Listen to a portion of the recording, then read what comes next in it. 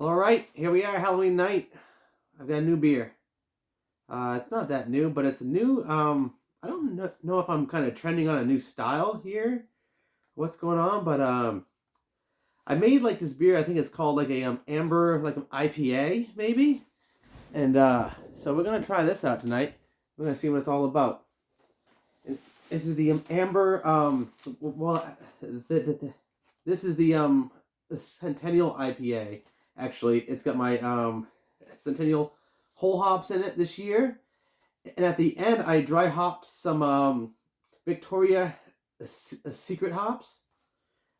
This has a ounce of homemade maple syrup in it. This is also a extract beer. I did a 3.3 pound of LME of pale malt. It's the pale Breeze, a 6 Levy Bond on the color of that. So it's a slightly darker shade of pale, and I think you're gonna so I think you'll see that happen here in the beer. Halloween night, guys. What do you think? Man, it's not Halloween this year. What the fuck? This fucking COVID shit. I'm tired of it. Man. But, let's take a look here. It's been a long day at the office. Today just went by. It took so long. What is today's fucking deal? Now, I typically don't have the beer this heady. This has a friggin' hell of a head on it right now for some reason. Which means telling me I gotta put all this stuff in the refrigerator. That's what happens when you homebrew and you have a massive head on it. It's time to stick all those beers inside the fridge. That's what that means. If you have them hanging out on a dry storage or something, and you're looking for that beer to carbonate, well, this beer's carbonated. And the thing that's so cool about this beer is it's kind of like a it's like Bell's Two-Hearted Ale, but I put in Special B malt, and I also did a half a pound of Crystal 10, and the Special B, I think, heavily inspired this beer.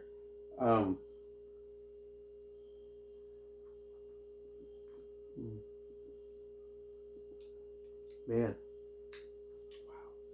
wow, it's like rich.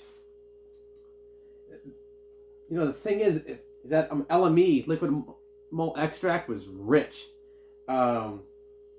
Sometimes with all grain, it's not this rich. I would have to have a lot more grain actually put into the beer to achieve a flavor like that. But I think with the Special B, and I think the pale like LME, I think it really it's made this thing like rich. It let me just pour the rest of that in here. Yeah.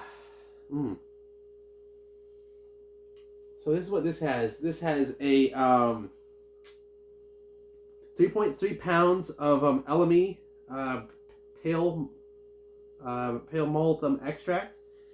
It's got a third of a pound of Special B, and it has a half pound of Crystal 10. And I just did a small mash with the malts, and I did USA 1056 on this. That's a very standard like an IPA yeast. I think I could have gone like Nottingham on this, and it would have been like pretty good too. I love Nottingham yeast. But I did the 1056. I reharvested some, and that's where this came from. So,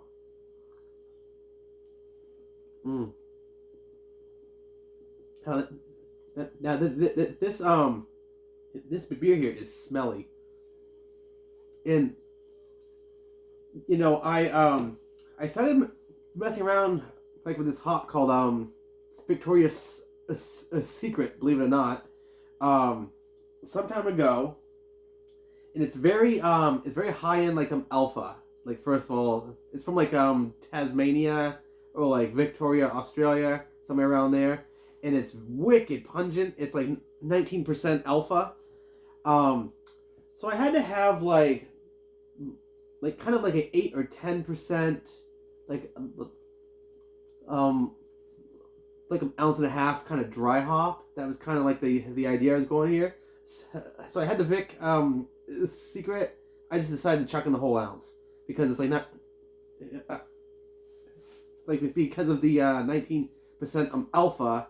It kind of, you know, reaches that peak that's supposed to be. And also Vic Secret's very fruity and tropical, and it's not gonna be harsh or anything if I dry hop that. So I dry hopped it about 2 days, like into fermentation, and that has seemed to play out all right. I used a milliliter of just 1 milliliter of lactic acid, a small pinch of gypsum. And that's all I did. And so to me, I like amber beers. Like, I like fall time beers and like that kind of thing. And this is rich like that.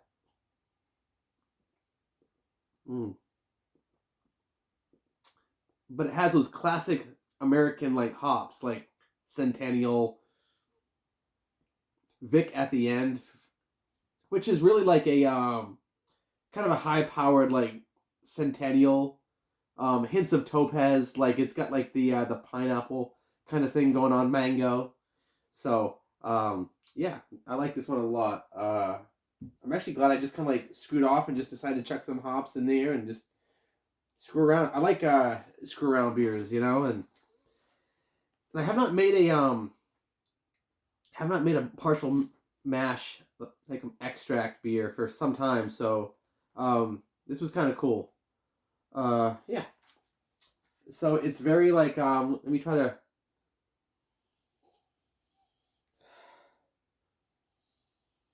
It's almost like that special Belgian. It's almost like special Belgian like malt I can smell, like pale malt. But it's mostly Victoria Secret smell here, just creeping up on you. It's there too. It's very much there. It's just I don't know. I think another like half ounce of Vic Secret or something maybe would have helped us out. But the thing with like dry hopping is, so if you hopped like somewhere around like 20 minutes to 30 minutes in the beer, and then later on you dry hop, that dry hop comes back and it tries to reach to the 25-minute mark. I always feel like it tries to reach to like the 30. So dry hopping kind of is smell, but the smell also extends into like a taste. So you can taste the dry hops a lot of times. And so if you space out your hops, like I did 45 minutes Centennial, and then I did a 30-minute hop, and excuse me. So I did that, and I think the dry hop here, like, fucking hey, you get like cover the beer's taste, smell, and taste all the way to about 20, and then this is like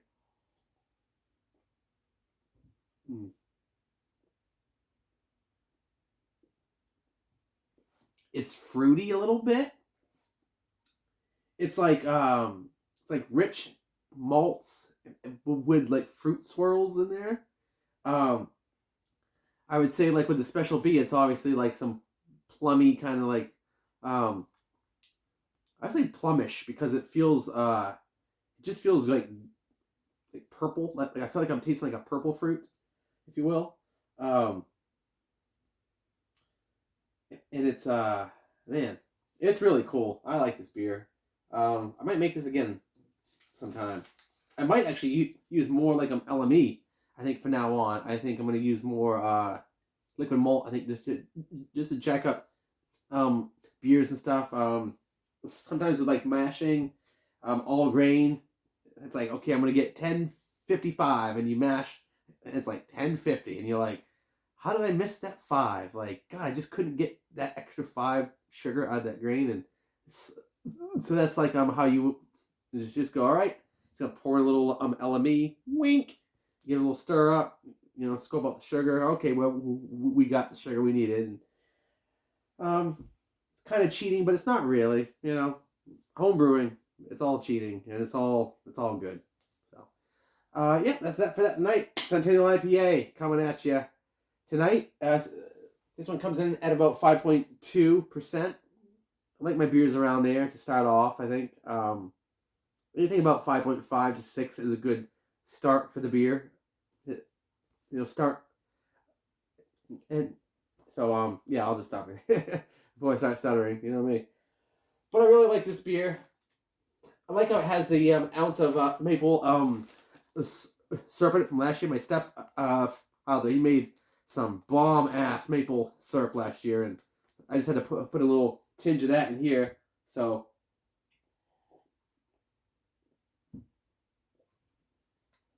I think it just kind of like adds to the complexity of this beer a little bit.